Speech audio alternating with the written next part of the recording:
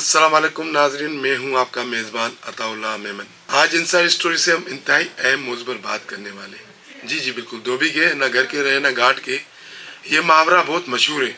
हम इसी आम वाक़यात पे, अपने दोस्तों पे, अपने कई भी मामलात में ये इस्तेमाल करते रहते हैं कि धोबी के न घर के न घाट के। धोबी के आगे जो लफ्ज़ आता है वो मैं यहाँ लेना मुनासिब नहीं समझ रहा। अब पाकिस्तान पीपल्स पार्टी ने भी कुछ ऐसा ही किया है। पीटीआई छोड़कर पाकिस्तान पीपल्स पार्टी में शमूलियत करने वालों के साथ जी आजकल बहुत बड़ा एक इलेक्शन का माहौल चल रहा है, सरगर्म माहौल चल रहा है। टिकटों की लेन देन, तकसीम, बड़ा एक इशू चल रहा है। अब मामला ये पैदा हो गए हैं कि जो पाकिस्तान तहरीक इंसाफ छोड़कर पीपल्स पार्टी में शामिल हुए थे, इसमें सिंध से ताल्लुक़ रखने वाले, जैकोबाबाद से ताल्लुक़ रखने वाले असलम अबड़ो साहब थे, जो सिंध असेंबली के मेंबर थे, और घोटकी डिस्ट्रिक्ट के इलाके ओबावड़ो से ताल्लुक़ रखने वाले शहरियार शर साहब थे, और उसके अलावा मिनाटी विंग यानी कि पीटीआई मिनाटी विंग के एमएनए थे, और जो ख़ुद को यानी कि सिंध की अक़लियती बरादरी के कायदे आज़म तस्वर करते हैं, रमेश कुमार वानकुमारी साहब थे। ये 3 अफराद थे जो पीपल्स पार्टी में शमूलियत उन्होंने इख्तियार की पीटीआई छोड़कर। इसी आसरे पे इन्होंने शमूलियत इख्तियार की होगी कि हमें टिकटें मिलेंगी, हम इलेक्शन लड़ेंगे पीपल्स पार्टी की प्लेटफार्म से, और दोबारा हम जो है ना एमपीए या एमएनए बन जाएंगे। अब ये जब पीपल्स पार्टी पीटीआई छोड़कर ये पीपल्स पार्टी में शामिल हुए तो बड़े सरगर्म हुए।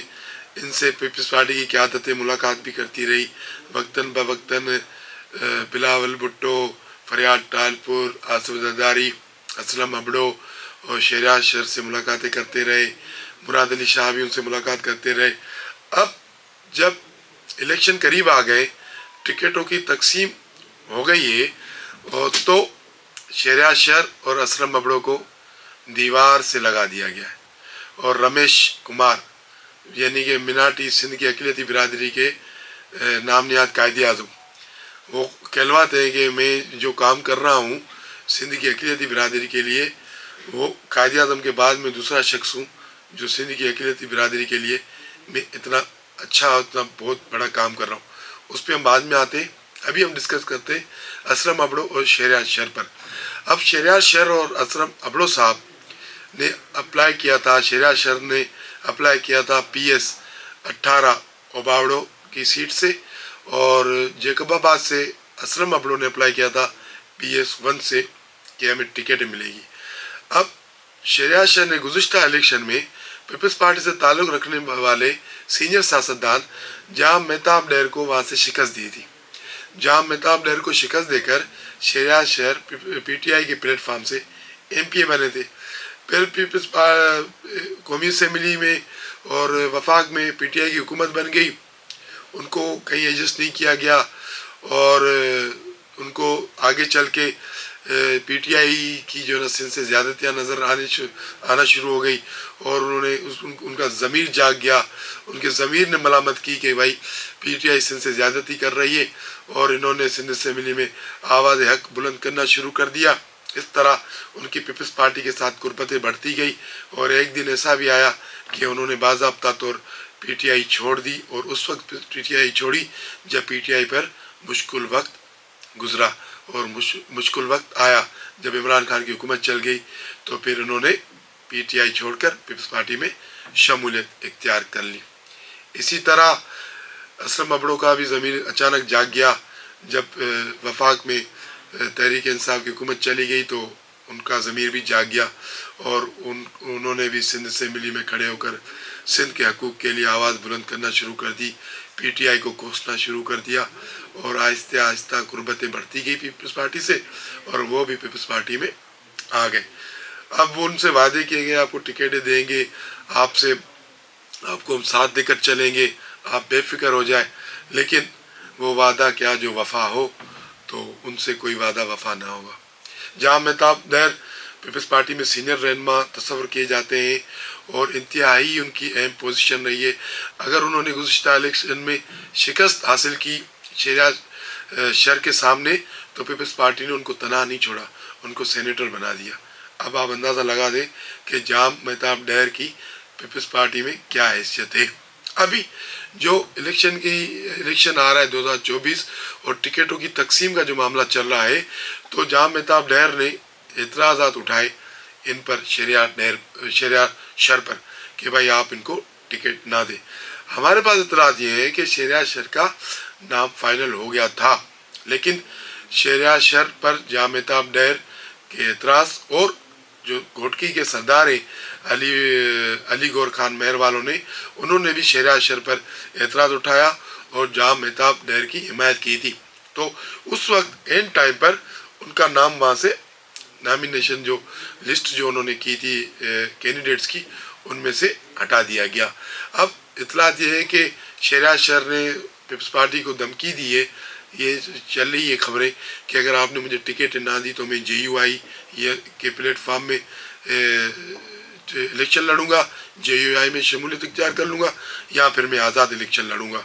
अब ये भी इतलात आई है कि गुज़िश्ता रोज़ कराची में मुलाकात हुई थी मुराद अली शाह और दीगर लोगों की, शेरिया शर से उनसे बातचीत चल रही है। शायद उनको टिकट दे दिया भी जाए, शायद उनको राज़ी भी कर दिया जाए।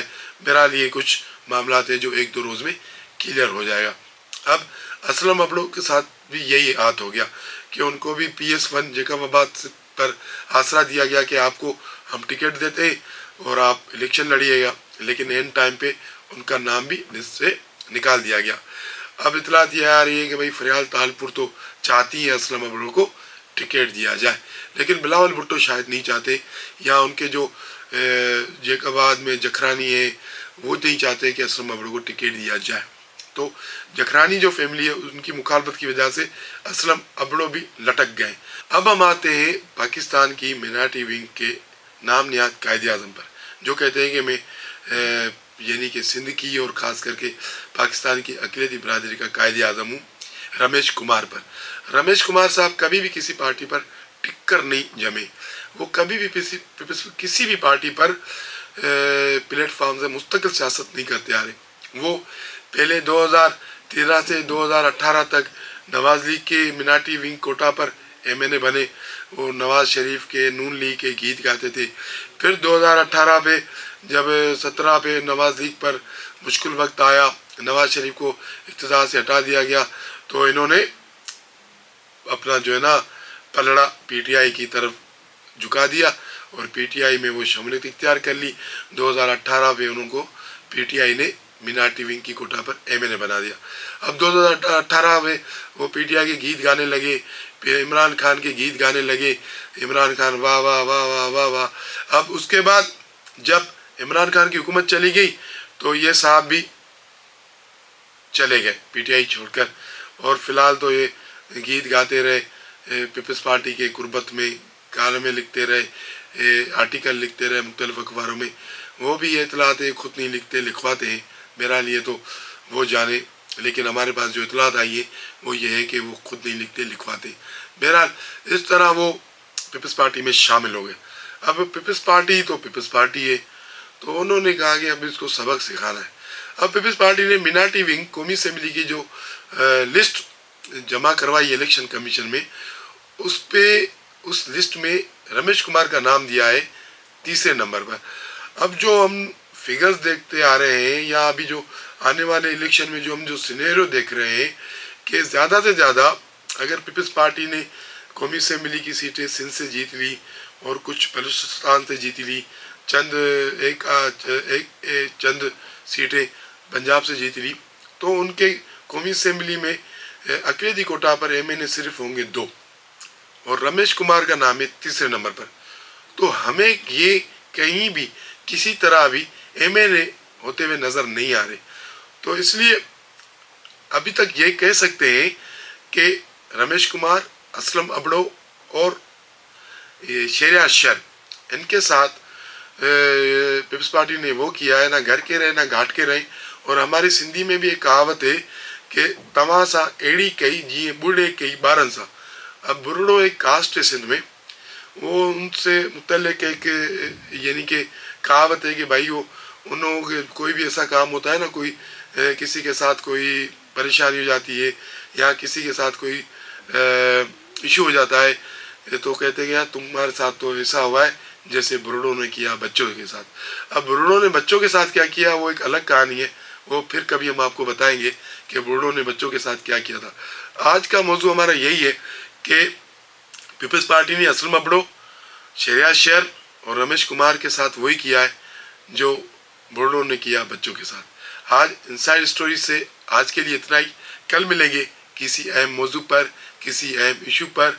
आपसे गुजारिश है कि हमारे चैनल को सब्सक्राइब करें, लाइक करें, शेयर करें। बहुत शुक्रिया।